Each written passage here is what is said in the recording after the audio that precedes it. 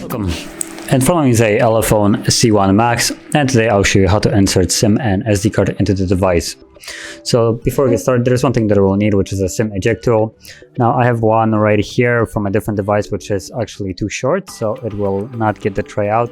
So I used a paper clip like this. So if you can find your little tool, then you can just use also a paper clip. And what you want to do is just pry it in there till the tray comes out, like so you can take it out.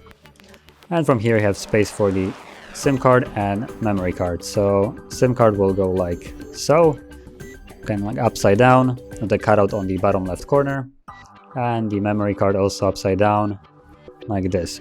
Make sure that they're laying flush, and once they are, you want to hold them securely and slide it back into the device. So get it correctly. So the SIM card came out a little bit. Let me just fix it. There we go.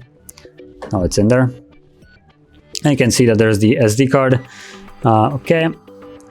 Just disregard this, and SIM card should work as well, which is... I think I would need to restart the device for it to actually catch on, but they're both in there correctly. So yeah, that is how you would insert it. And if you found this video helpful, don't forget to hit like, subscribe, and thanks for watching.